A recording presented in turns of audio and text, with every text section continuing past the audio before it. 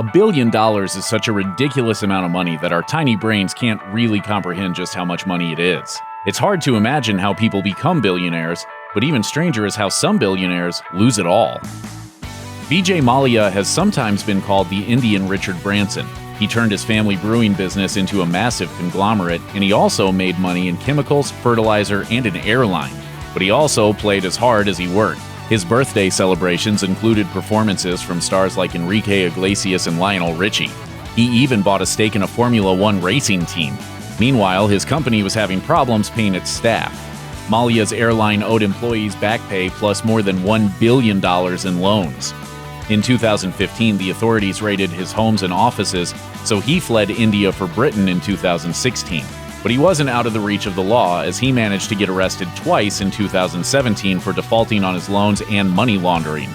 By 2019, Mallya was still fighting extradition to India to face charges. He was relying on his children, business acquaintances, and even his personal assistant to get by, but his lawyers admitted that he was having trouble living frugally, and he was still spending $24,000 a week. They did say he was graciously willing to cut that to a mere $37,500 a month. Meanwhile, his creditors want their $1.5 billion back. On paper, Elizabeth Holmes was unbelievably impressive. She started her first business in high school and at age 19 dropped out of Stanford to develop an idea that would revolutionize the blood testing industry. Since she was afraid of needles, she thought there must be a way to do all diagnostic tests from just a finger prick of blood. That idea became Theranos, a company eventually valued at $9 billion. And we'd like to see a world in which every person gets access to this type of basic testing. That meant Holmes was the youngest self-made female billionaire at the time. She attracted investors like mogul Rupert Murdoch and board members like Henry Kissinger. On paper, everything was great. Unfortunately, when things moved from paper to the real world, they all fell apart.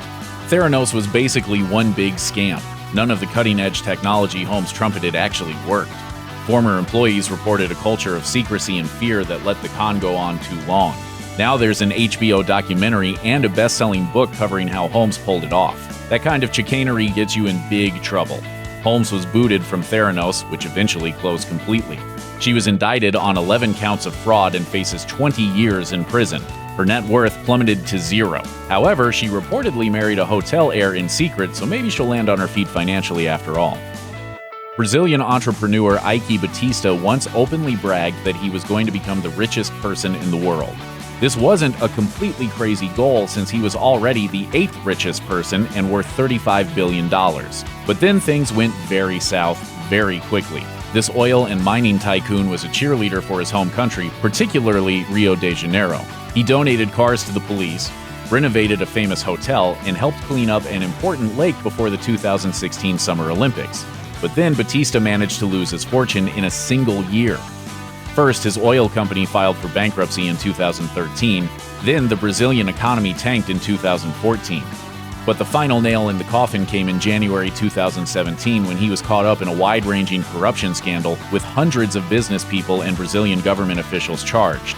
In 2018, Batista was sentenced to 30 years in prison for paying $16.5 million in bribes. But a year later, he was still just under house arrest, and it was a very loose house arrest, since he was walking the streets and talking to reporters.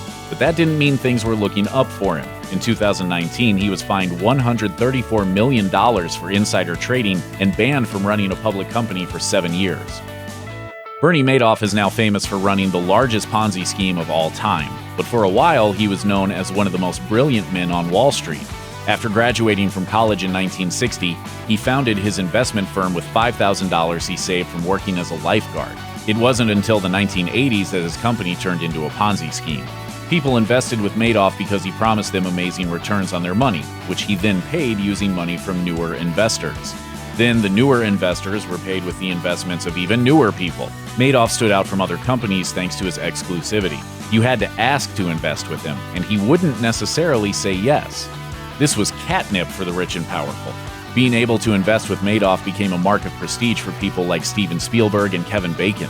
Madoff managed to keep his scheme going an impressively long time and became a billionaire himself in the process.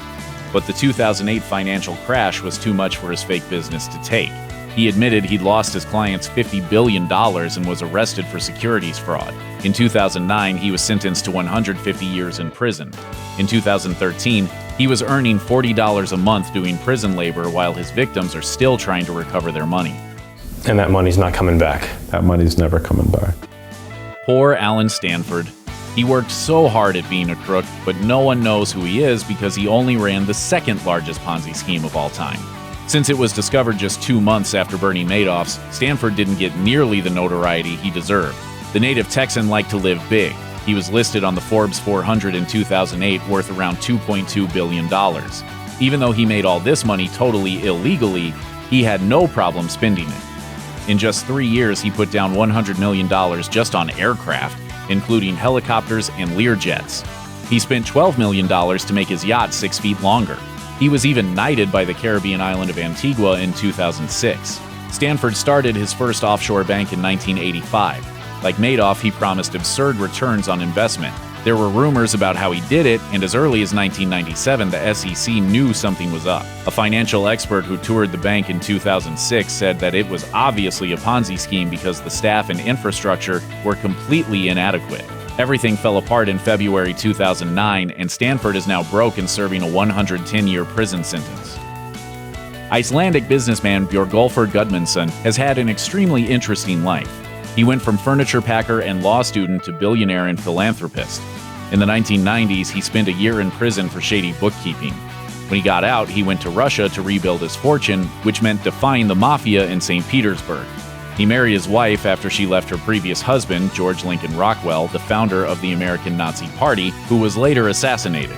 He became Iceland's second billionaire, after his own son, and had business interests in shipping, publishing, food, communications, and property.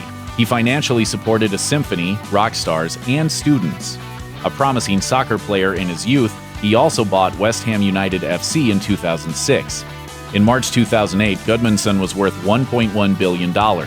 But by December, his net worth was zero. When Iceland's second-largest bank collapsed during the financial crisis, it wiped him out completely. His company went into liquidation and he sold West Ham. In August 2009, Gudmundsson filed for bankruptcy with the biggest personal bankruptcy claim in the world ever at that point. He told the judge he faced, quote, almost complete lack of income. And the hits kept on coming. In 2015, he was charged in one of the largest fraud cases in French history. Patricia Kluge got her money the old-fashioned way, as in she was a former belly dancer and model who became the third wife of billionaire John Kluge, who was 34 years her senior. They got hitched in 1991 and for 9 years lived an extravagant jet-set lifestyle. Their home base was a 23,500 square foot, 45-room mansion in Virginia.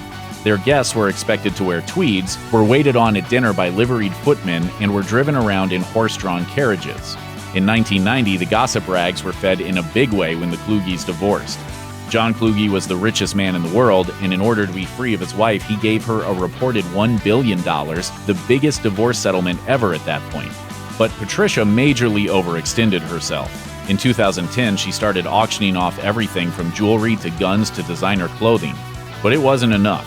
She had to sell her beloved winery to Donald Trump of all people, who kindly gave her a job there after she sold it. But ultimately, she didn't raise enough money to stave off bankruptcy, and Trump even fired her from her vineyard job after just 1 year. In 2008, Forbes listed Irish businessman Sean Quinn as the 164th richest person in the world, with a net worth of $6 billion. His meteoric rise is impressive.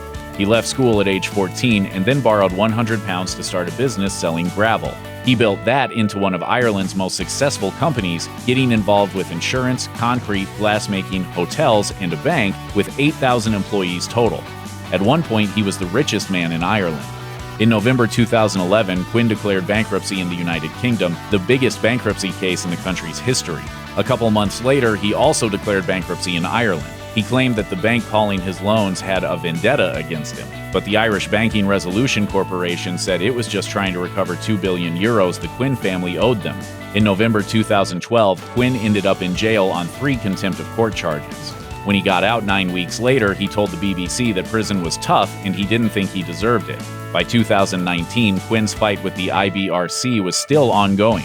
Additionally, his children were trying to convince the court that their father totally screwed them over, and while they might have owned companies on paper, in reality, he was in charge of everything. But there is this quite simple moral dilemma, which is comply or don't comply, prison, freedom. Yeah. Your father chose prison. Jocelyn Wildenstein has been called the Bride of Wildenstein and Catwoman in the New York tabloids because of her very unique look. She's had plastic surgery done, but she told Paper Magazine in 2018 that her bitter ex-husband exaggerated just how much she went under the knife. As for her sharp eyes and cheekbones, she attributes those to her Swiss heritage. That bitter ex-husband did make her a billionaire, though, even if their divorce was tumultuous. For 20 years, she was married to French art dealer Alec Wildenstein, but their relationship fell apart suddenly in 1999. Jocelyn got a reported $2.5 billion in the divorce. It's hard to spend that amount of dough, but Wildenstein somehow managed to do it. She was used to spending $1 million a month when she was married, and she kept up that pace after her divorce. She bought $10 million in jewelry and spent $350,000 on a single Chanel dress. In a time before free talk and text, she ran up a $5,000 phone bill every month. In 2018, Wildenstein was surprised when she had to file for bankruptcy. Her $6.38 million in debts included $300,000 to lawyers and $4.6 million on her apartment. She listed her bank account balance as zero and said she was surviving on $900 a month in Social Security plus help from her family and friends. Jocelyn Wildenstein, you hear her name and you think of what? A cat face. Check out one of our newest videos right here. Plus, even more grunge videos about your favorite stuff are coming soon. Subscribe to our YouTube channel and hit the bell so you don't miss a single one.